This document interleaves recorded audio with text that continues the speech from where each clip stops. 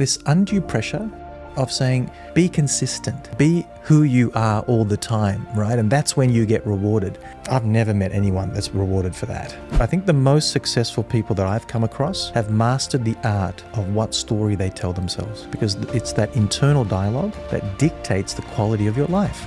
No one is good or bad. We are sometimes good and sometimes bad. We have to accept one side if we accept the other side. And there's the opportunity for the growth. There is so much beauty in lots of things around the world. And so I think there's a sense of enjoyment that you can have from those things. Don't get attached to them. They are not you. They are an extension of things that you might like or connect to. And so if you don't use them as a tool to measure your sense of happiness or where you're ending up in your life, I think that can be a wonderful thing. There's a lot of people that I know have loads of money, but their mental health is so poor, they would give away a lot of that money to have peace of mind. Know your worth. Develop that strong sense of self-worth. I think that's essential. That's like the bedrock of life, because if you don't feel good about yourself, there is no way you could withstand negative comments from people, because you can give them that power to determine who you are and what you're capable of doing.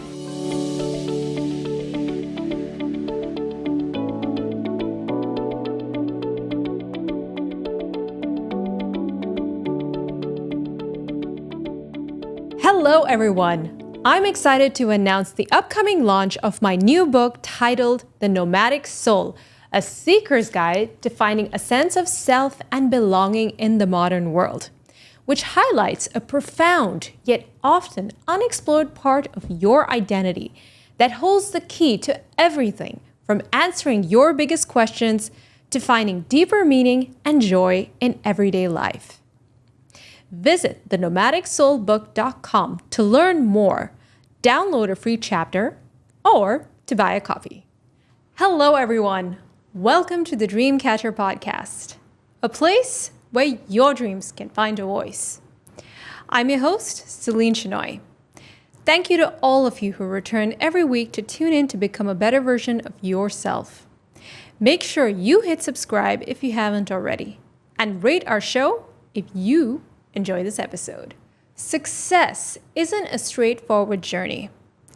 It's a winding, messy road that involves chipping away at small goals before seeing results. This is what makes it so rewarding. However, many people face their first challenge and feel overwhelmed by the magnitude of the obstacles ahead. My guest, Gaj Ravichandra, believes that the secret to tackling challenges lies in building resilience and cultivating the right mindset and habits. Gaj is here to share his valuable principles to help you succeed in any endeavor you pursue. Gaj Ravichandra is a highly sought-after performance coach recognized for his effective leadership training techniques. For 20 years, Gaj has worked with leading organizations and individuals to enhance productivity, maximize performance, and accelerate growth. As a registered psychologist, he leads individuals, sporting teams, and educational institutions to success with cutting-edge learning techniques and disruptive growth strategies proven to enhance potential and performance. In our conversation, Gaj will share valuable insights about what makes up mental toughness and resilience. He will provide us with strategies and tips to enhance our performance and unlock our potential by cultivating a winning mindset, enabling us to chase our dreams and reach new heights. Hi, Gaj. How are you doing today? I'm good, Celine. How are you? I'm doing terrific. I am so happy to have you on the show, especially because I know that you shuttle back and forth between here and Australia. And I was curious to know, how does it feel living between both these countries, especially because of the fact that you also come from a culture that is not native to Australia? How does it feel? Yeah, it's kind of really interesting to have this individualistic kind of environment like Australia, and then you have this collectivist history, right? And particularly also being in the Middle East, as you know, is very collectivist. So I feel very fortunate, actually, because I feel like I get to live in both worlds, and both worlds have lots to offer, as we know. It can get a little bit challenging sometimes to remind yourself. I feel like I'm in a time warp. Sometimes I'm going to choose my behavior, depending on where I am. Yeah. But in most cases, I think it's such a privilege, right, to be able to do that. And it teaches me a lot about myself, I think, through that process as well. Yes, and I guess you're used to that because you grew up as an expat in Australia. I mean, your parents moved from Sri Lanka to Australia when you were very young. So what was it like, that transition into this completely new country?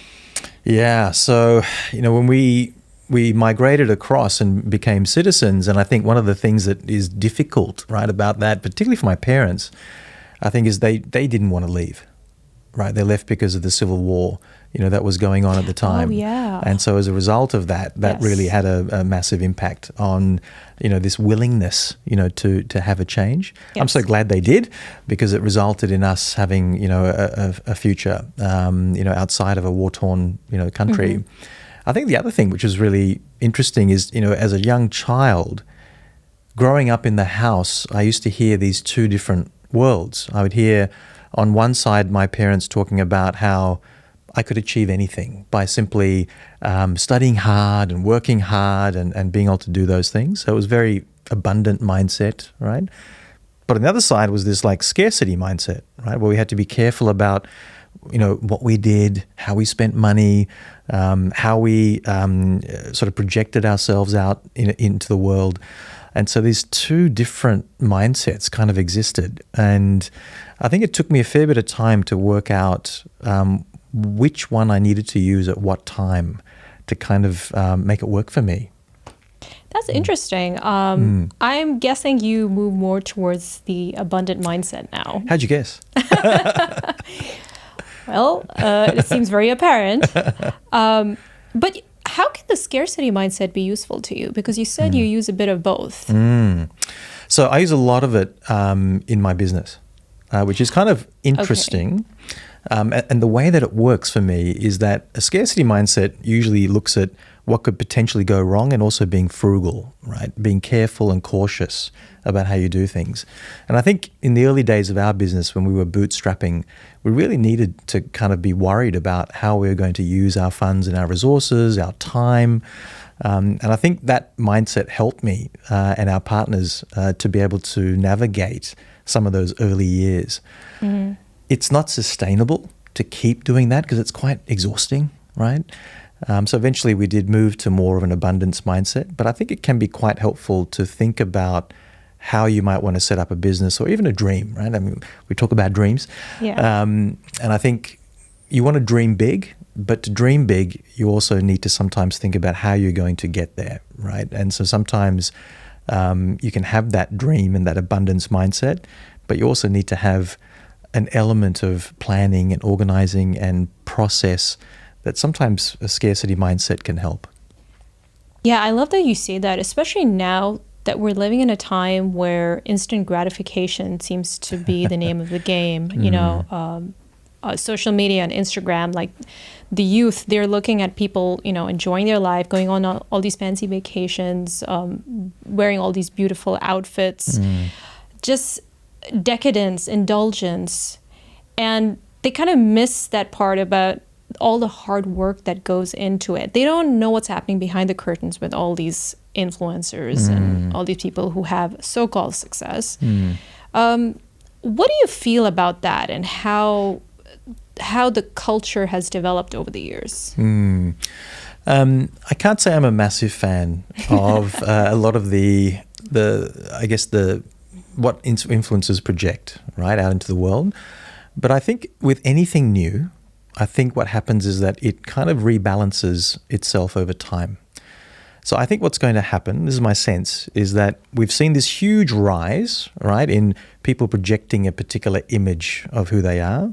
But we're also seeing now, and it'd be interesting to get your thoughts on this, right, this sense of rebalancing, which is people want to see more authentic stuff. They want to see people who actually are a little bit more real. And so I think there's a lot more of a movement away from this fakeness that I think is presented And if you almost look at some of the rise in podcasts and so forth of people having honest conversations, that's skyrocketing, right? There's so much interest in people and sharing some of the true stories that they've had, as opposed to watching someone holidaying at the Westin in Dubai and their experience, right, on the beach. Yes. What does it mean to be real and authentic? Because those are buzzwords that have been floating around a lot. And honestly, sometimes, Gaj, it puts me off. Be your authentic self. What does that actually mean? I don't think it means a lot, to be honest. And I struggle with it as well. And I think because I don't think we can be one thing all the time. I think we do have to have masks, right? Sometimes we're going to have to wear a mask when we are sitting in front of our customers, because they might need something from us in a particular way, right? Sometimes we might need to have a different mask when we're sitting in front of our parents. Sometimes we need to wear a different mask that sits in front of a podcast host, right? It's not to say that the values of that person have changed, but it's the way that it's presented and the way that it's projected, right? And I think, this idea that, you bring your authentic self to work, right? Why would you do that, right? Because my authentic self is someone walking around scratching myself, right? I don't think that's really professional, Yes. right? I'm not going to necessarily do that. Yeah. And maybe it's someone that likes to be left alone for 3 hours in the day. I'm not sure I can really get away with that if I go into a corporate environment, right? So I don't think that actually bringing our the one version of ourselves everywhere we go is really setting ourselves up for any sort of success. I think there's some modification and some adjustments that we are constantly doing, right, depending on the environments that we're in. And I think we have to be realistic, right, that different contexts and environments require different things from us. And I think if we accept that at some level, and I think we all do it, this undue pressure of saying, be consistent, right, be who you are all the time, right? And that's when you get rewarded. I've never met anyone that's rewarded for that, right? Unless you're in prison. Yeah.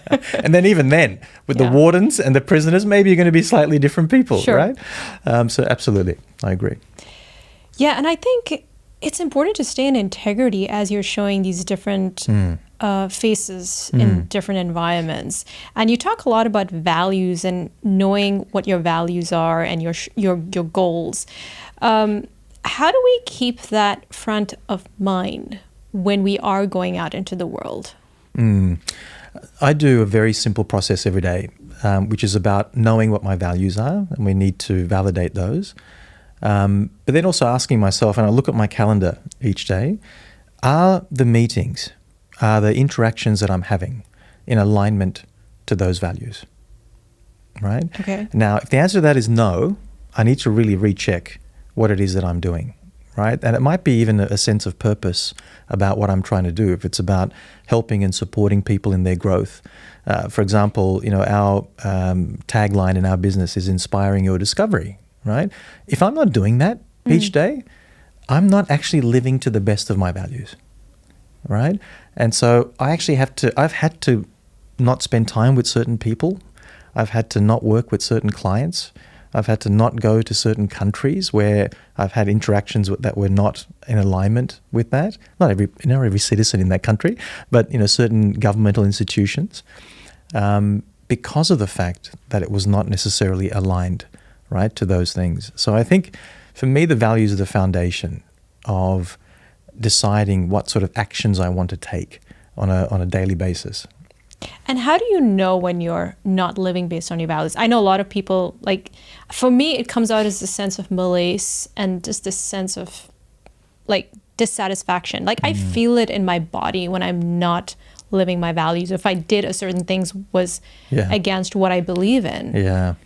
So I think it's something we can identify quite easily. But it does require a certain level of self-awareness, right, Gaj? If you don't know your values, if you don't know how to really tune into your body and know whether or not what you're doing is the right thing. You need that. A basic level at least. Yeah, correct. Yeah. So I think you're absolutely right. Yeah. You need to have a sense of, firstly, identifying what those values are. Yeah. And secondly, accepting that we as humans are terrible at being objective about ourselves. So getting that information also from other people, right, that you trust, in terms of the kind of way that you behave, the kind of things that you do, is also really important to contribute to your self-awareness of what's going on around you.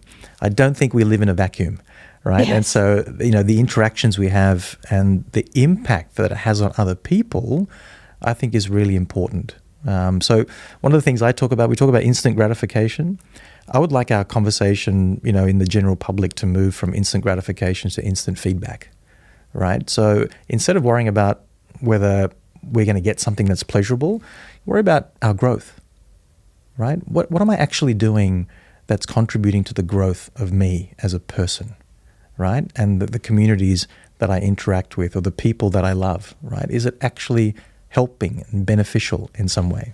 So I would love us to move away from that into this sort of more feedback-oriented sort of growth approach.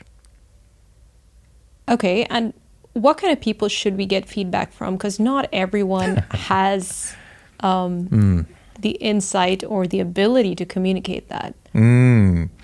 So people who are typically aspirational to you, right? And so, I live by this rule, which is the 1/3 rule, right? Which is that you try and spend 1/3 of your time with people who may not have certain skills that you can teach and grow in others.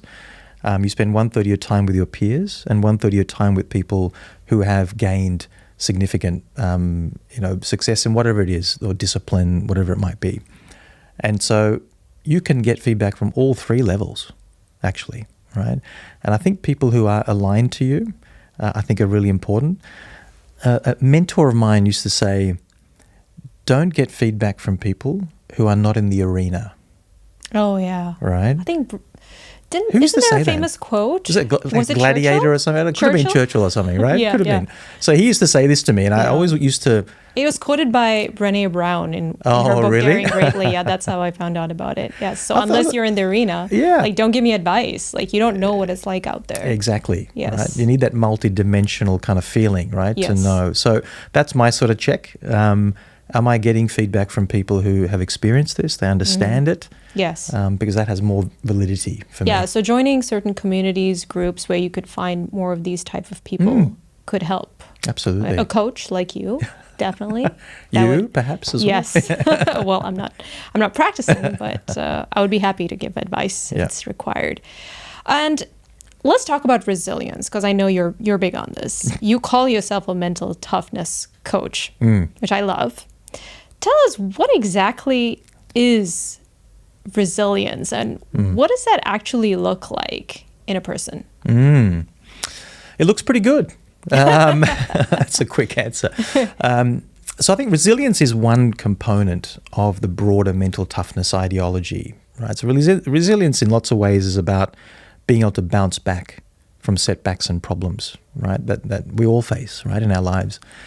For me, I've been looking for this framework for some time that sort of encapsulated a lot of this ideology of being able to deal with the pressures and the stresses that exist in today's sort of VUCA world, right? This volatile, uncertain, complex, ambiguous world that we're in.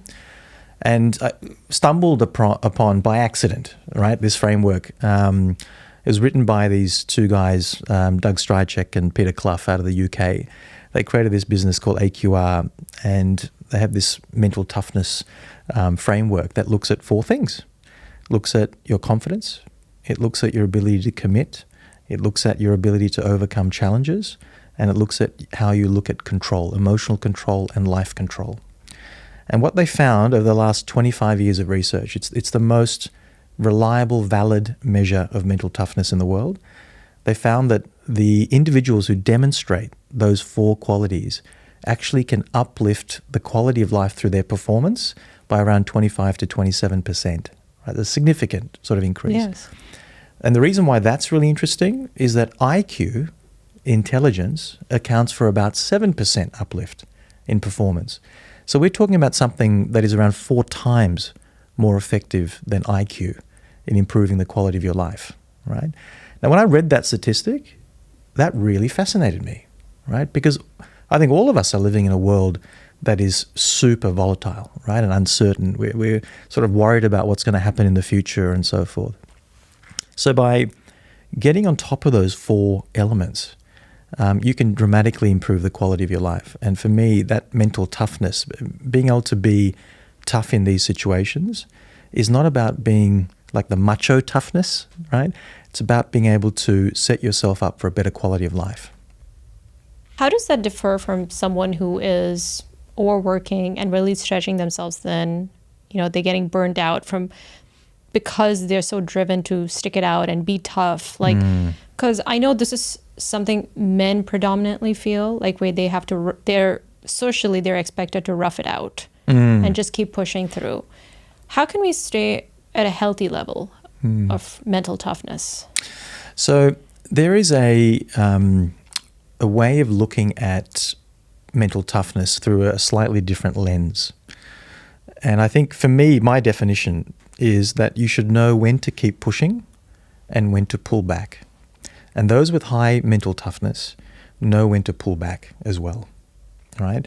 And so, you have this sort of fatigue and burnout that a lot of people have been experiencing, right? Particularly through COVID and a little bit after COVID. And it was because people perhaps didn't have a sense of when to pull back from their experiences. So I think there used to be this idea that mental toughness is about just pushing through, keep going, regardless of what's happening around you, right? That's a pretty surefire sign for disaster, all right? Because mentally and physically, we're not built for that, right? And the top performers know when to pull back.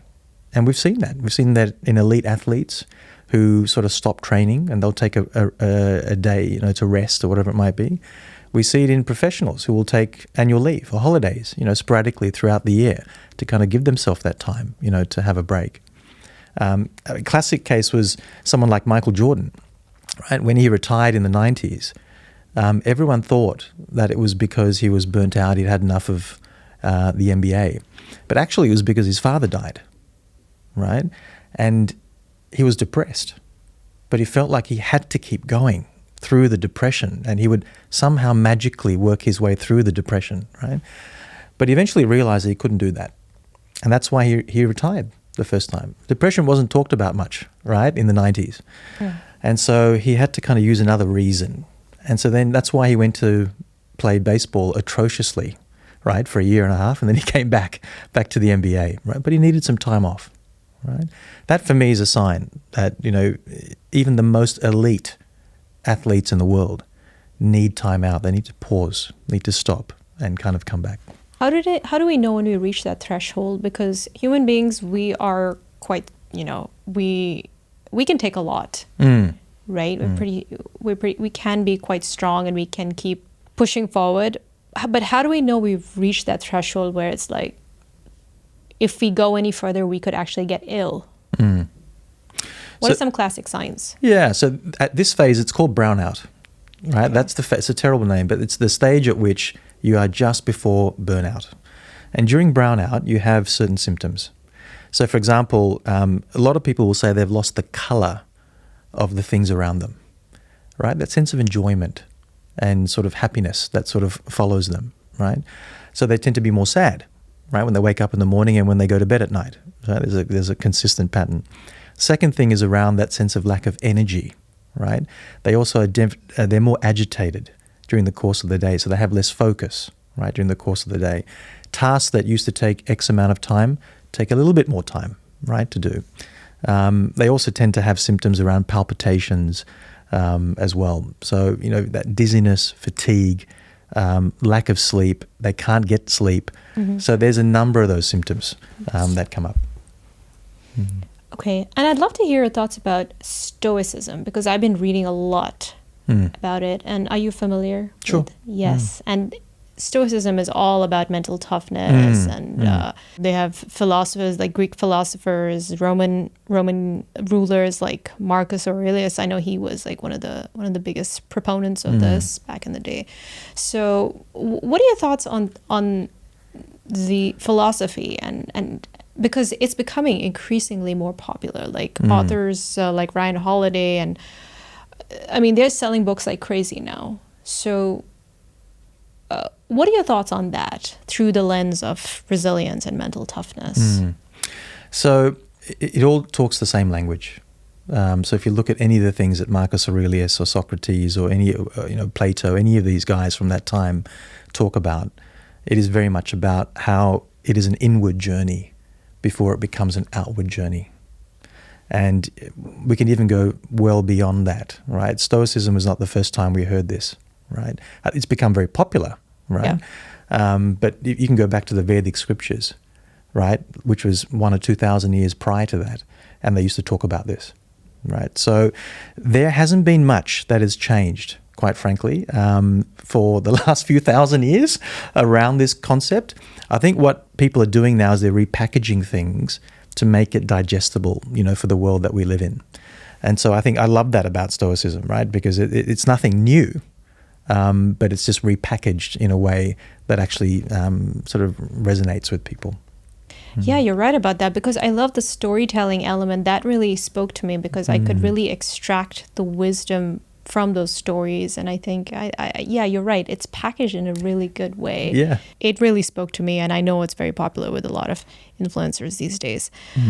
I want your thoughts on dealing with competition and dealing with a situation where we're getting rejected constantly. Because I certainly have been in situations like that, whether it's applying for jobs or just even in my personal life, like wherever rejection is a given, right?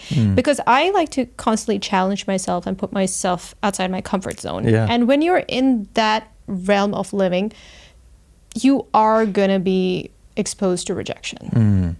And there were certain points where I was tired. I was just like, oh my goodness, this is, it hurts your ego when you keep getting, rejection letters and such. And I'm sure a lot of people listening have experienced this. When you're at that point where you're about to quit, what do you tell yourself? What is the internal dialogue that you need to keep going, and also to know when is the time to actually quit? Because that is also sometimes required, where it's like, hey, this is not working. I need to pivot, or I need to do something completely different. So yeah, I'd love to hear your thoughts on that.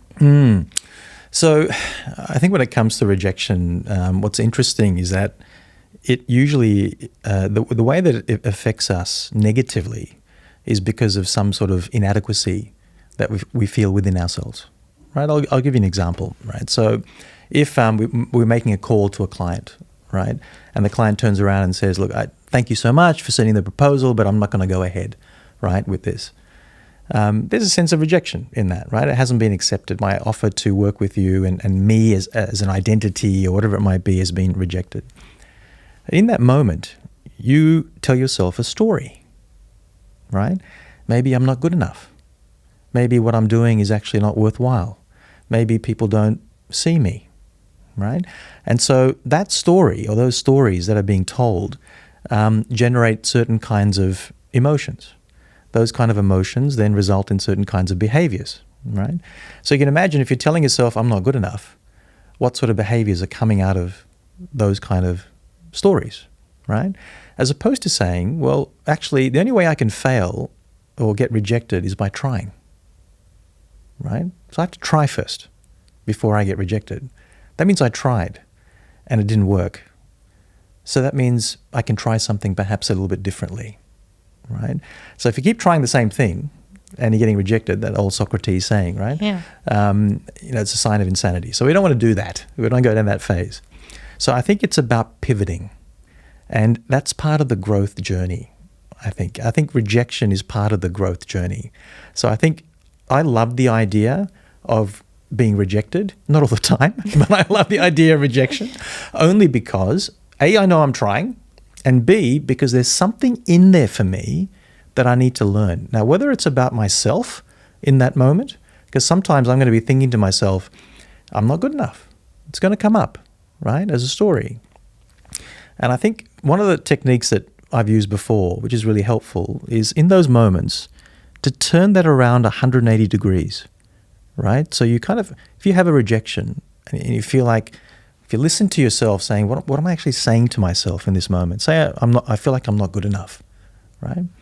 Find all the times when you were good enough when you have actually achieved a whole bunch of things that you've done to get to this point. And if you can have those, imagine like you could have those on a speed dial, right? So whenever you needed to, you could tap into that, right? To give you that confidence. Now, you can do this through lots of different mechanisms. Anchoring is one of them, right? Where you anchor a particular feeling or emotional thought, right? And so by doing that, you start to rebuild the language that you use. Because the best stories are the ones that we tell ourselves, right? And the thing is, we get to choose the stories. We think sometimes that it's the external world that gets to dictate that story to us. So I think the most successful people that I've come across have mastered the art of what story they tell themselves. Because it's that internal dialogue, as you and I know, that dictates the quality of your life. Right? It's that internal locus of control. It's the ability for you to take all this external information and be able to process it in a way that says that I get to choose what I do next. And I think the individuals that do that the best tend to have a better quality of life.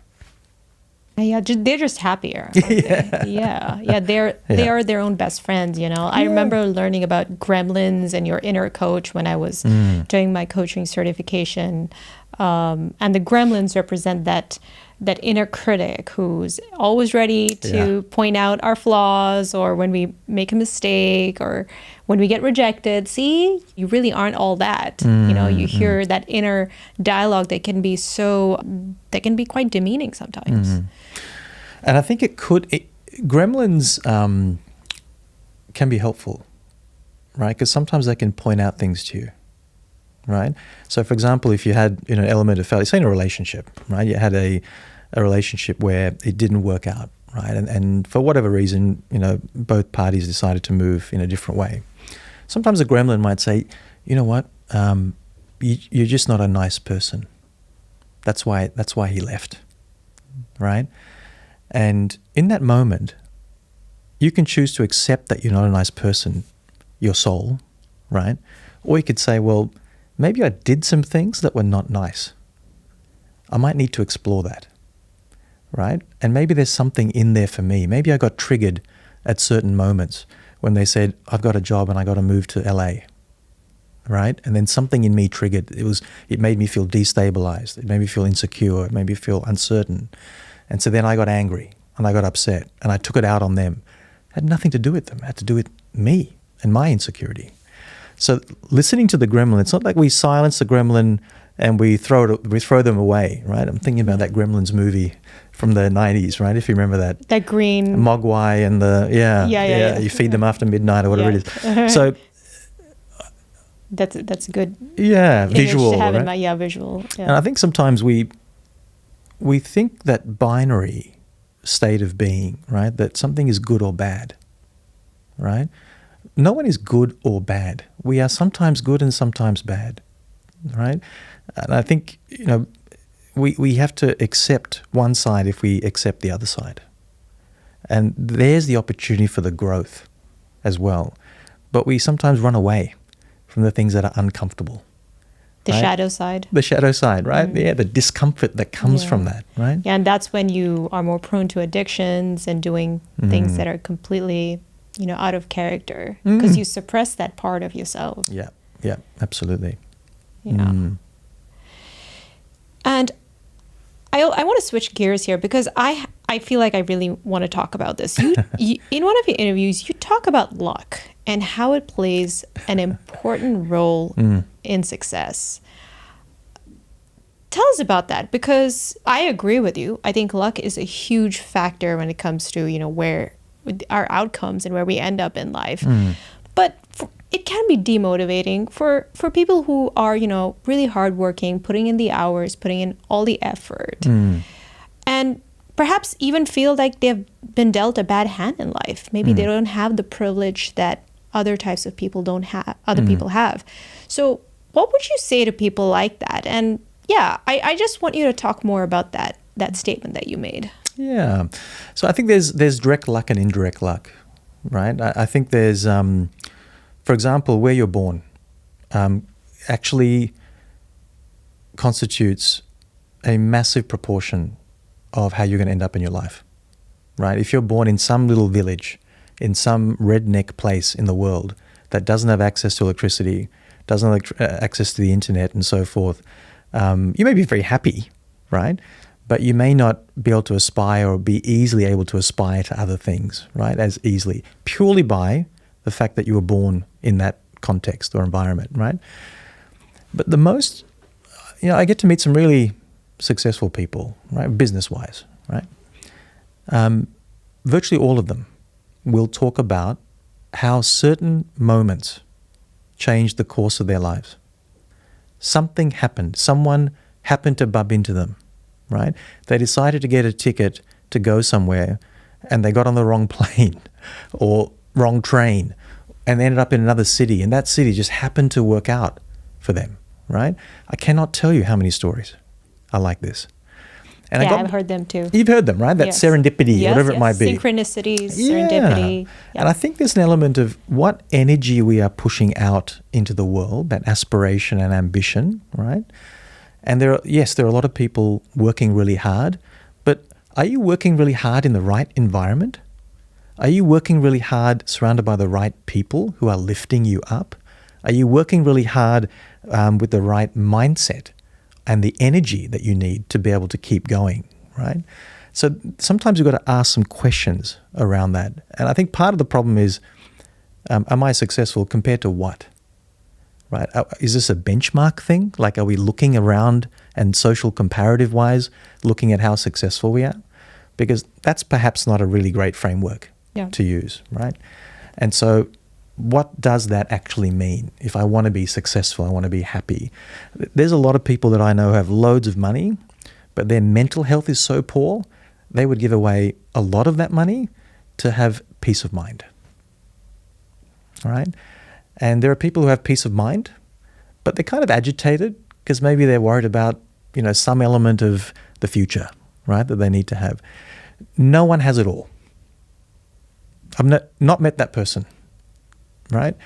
And so I think this idea that we are aspiring to have it all, right? Sometimes we'll have great relationships, sometimes we won't, right? But maybe there are other things in our life that are going well, right? Even in terms of the positive impact we're having on people around us, right? So I think where that focus is determines the quality of our life and the quality of our happiness as well. So the end goal is to feel a sense of contentment, no matter how everything is going in our life, and to not compare ourselves with others, because that's a big deal nowadays, especially in a place like Dubai. I love Dubai, but there are people who want to keep up with the Joneses here. I'm exposed to them, not directly, but I've seen like my relatives and all, like who has the nicest bag or who has the biggest house, nicest car, and I never bought into that ethos because I know that's ultimately not what's going to give you happiness, right? So I'm glad you brought that up. Yeah, for me, it's actually, so I used to feel really guilty when I used to like nice things. I used to think, okay, you know what, I'm materialistic here, right? But there is so much beauty in lots of things around the world, whether it's a piece of art, furniture, handbags, shoes, whatever it might be. And so I think there's a sense of enjoyment that you can have from those things. For me, I feel the issue is don't get attached to them. They are not you. They are an extension of things that you might like or connect to, but it's actually not you. And so if you don't use them as a tool to measure your sense of happiness or where you're ending up in your life, I think that can be a wonderful thing, right? I mean, why wouldn't you have a Porsche 911? Right? Why wouldn't you want to enjoy the experience of what 70 years of German engineering could provide in a car? Maybe I'm talking to all the male listeners here right now, right? Or a Louis Vuitton handbag, whatever it might be, right? Why wouldn't you want to experience that? Sure. Right? But don't get attached to it. It doesn't define you. Yeah. Right? Don't source your identity. Correct. From that. Your identity is not attached to this, right? Yeah. And I think that is the hard part I find for most people. Most people want to have nice things. They want to be surrounded by nice things. They want to live in a nice place, right? They want to feel safe and secure. Absolutely. You should want those things, right? But just not in a way that is negatively constructed, right, for that attachment. That's just my view. No, I agree with you. I totally agree with you. And I just want to go back to, our conversation about luck. So what can be, because it fascinates me. I've written a lot about it myself. What, in your opinion, can help us boost our luck? And I know one thing you said is be in environments where you are exposed to the kind of opportunities and people who can kind of help you in that aspect and open doors for you. Yeah. But apart from that, is there anything else we could do? Because I can imagine, I can hear the collective like saying, okay, I think we're doing everything right. We're checking all the boxes, but why isn't Lady Luck blessing us with anything? So, yeah. So there's a great Buddhist saying that says, you are where you're meant to be. Right? And there's an element of, it's very deep, right? It means that you can't escape the fact that you are where you're meant to be. And this element, because it's a fact, you're there, right? And so this sense of, what is in my control, right? And what is in my influence? Those are the two things that I always suggest to people around managing luck. So I always suggest to people, there are going to be things that you can do around your mindset that indirectly influence luck, right? There can be things that you do around your networks and your relationships that can influence luck, right? They hear about this thing, I'm just at the right time, right place, right time. You hear this statement, right? Well, how did you get to the right place at the right time? Maybe there's some fatalistic kind of notion around that, right? And that's out of your control and out of your influence. You don't know what fate has in store for you. That is, by definition, fate, right? But what about things that are in your control, right? Can I make that extra call to that client? Can I spend another 10 minutes just making sure that CV applies to that job that I'm about to apply for, right? Should I just change my Tinder profile a little bit just to kind of make sure that I'm attracting the right personality, right, that's coming up? That's all in my control. I can do those things. Can I influence other people, right? So, for example, can I have communications with people or put things out like podcasts, right, out to the world that might positively influence the way that people look at their lives, right? That's something I can do. I can't control what they do with that information, but I can potentially influence the way they might think, right, about something. And so through that, maybe something will come back to me, right? It could be positive energy. It could be good karma, whatever it might be, right? So I think there's a fatalistic version of luck, and then there's some things that you can do that are in your control. I actually say success is 50% luck. Wow. I think it's massive proportion. I'm not saying that to make people feel good about themselves, right? I'm just making that statement because when I talk to most, people who run family offices, generated, immense wealth, they will talk about those moments, right? Little moments that shaped their future, right? Sometimes it's meeting one person that changes your life. For Bill Gates, it was meeting Warren Buffett. He said that changed his life, right? Bill Gates was... The reason he got into computers, which I thought was fascinating, was that his school was the only school in the entire northwest of America that got given a computer in the time that he was at school. Talk about luck. Wow. Right? And this guy went on to create Microsoft. So you think about that. Had nothing to do with him. It was indirect. Now, he created direct luck by all the other things that he did. All right? By choosing the appropriate mindset, by working hard, by surrounding himself with people, finding the right mentors. That's all in his control and in his influence, right? And through that came more luck, right? I don't know if that makes sense. Yeah, it does make a lot of sense. And what helped me a lot is staying away from negative people. Oh, yeah. Because they can have a tremendous influence on you. Like, for instance, family members, they might love you, but they may not exactly know how to bring out the best in you. That often happens, Yeah. Or if you are, say, in relationships, friendships, or, personal, like romantic relationships where the person does not see you for who you are and does not accentuate your positive traits. And I think that can make a huge difference as well, to just remind you that there is magic in life, that you can actually partake in that magic. That's what really helped me. How did you get away from negative people? It's really interesting. Boundaries. Yeah. Boundaries. Yeah, and I mean, if they say something to you, just, I guess, going back to that resilience and that mental toughness, know your worth. Develop that strong sense of self-worth. I think that's essential. That's like the bedrock of life, because if you don't feel good about yourself, and if you're constantly questioning everything you do, there is no way you could withstand negative comments from people, because you can give them that power to determine who you are and what you're capable of doing. 100% agreed. Yes. Yes. And that's in your control, right? That is within That's our in your control. control. Yeah. So that really helped me kind of boost my luck, so to speak. Yeah, which is fantastic. So I think that sense of ownership of doing that means no one's going to do that for you. And, in sports psychology, we call it controlling the controllables, right? There are lots of things that are not in our control. But the things that are in our control, we need to focus on. And we need to do them to the best of our ability. And if we can do that, we can harness more luck, right, through that process. What are the most common blocks that you have seen in your clients in working with them? So a lot of it tends to come from, that cognitive cycle, right? That thoughts affect feelings and feelings affect behavior. So through the thoughts, a lot of those negative thoughts that people tend to generate over time, a lot of them are through our wounds, right? The part that, a piece of us broke when we were younger, and we've never really quite healed them.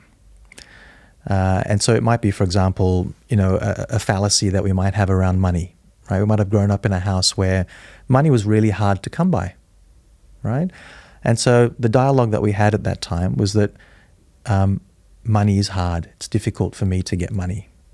And so everything is pressure. Everything is stress, right? Every job, every opportunity, spending here, being miserly here, all of those things are a constant sort of dialogue, right? So once we learn about what it is that we are telling ourselves, those repeated thoughts have become beliefs. Those beliefs are our shortcuts in which we make decisions in our lives. So the good news is that beliefs can change. We know that, right? You can go from being a Democrat to being a Republican. We know you can change from being a Hindu to being a Muslim, right? Beliefs can change. And the reason they change is simply because we've changed our thoughts, right? So going back to, what do I choose to think that is actually going to be helpful for me, right? How does that then connect to my goals or the future that I want to set for myself? So the blocks tend to be this dysfunctional thinking that has created dysfunctional beliefs, that has created dysfunctional shortcuts, right? That result in us taking actions that are just not helpful, right? And so before you know it, 15 years has passed, and all of a sudden you ask the question, how did I get here, right? And I see this a lot with people's careers, right? A lot of people will have that moment where they wonder to themselves, how did I get here? Midlife crisis. Midlife crisis, whatever it might be. A lot of people doing executive MBAs, right? Yes. They're like, what do I do next? I have no idea. I feel like I've hit a ceiling. I'm stuck. I know. I'm going to go do an executive MBA. That's going to solve all my world's problems, right? Until they realize that it won't. Yeah. Right? And it's more about their journey on that path, right? To fixing their thoughts and beliefs and confidence about themselves. Those are such critical elements that come out of these programs, and the networks, right, that come out of that. So all of a sudden you're surrounding yourself with people who also love growth, who love to be put into uncomfortable situations, who have their own networks, right? It's not an accident that an executive MBA can be a very valuable tool for you, but it's very rarely the content that you learn, right, that actually helps you. It's the relationships, it's the confidence that it's given you, it's the way that you change your thinking that results in you getting the maximum benefit from that. Yeah. And I'm guessing that you have some methodology, some tools, because it's a process, changing your beliefs. It's not something that happens overnight, Sure, especially yeah. the ones that are more deeply entrenched and really determines your patterns of behavior and thinking. I think that's it, Gaj. Thank you so much. Pleasure. This has been such insightful conversation, and I'm sure that your wisdom is really going to galvanize everybody to take action and develop their internal toughness. I really appreciate you being here. Fantastic. Thanks for the opportunity, and hope people got some value from the conversation today. Absolutely. Yeah. And I want to let our listeners know, if you want to learn more about Gaj and his coaching services, his consulting services, you can visit compassconsultancy.com. That's compass with a K. And the link is in the description.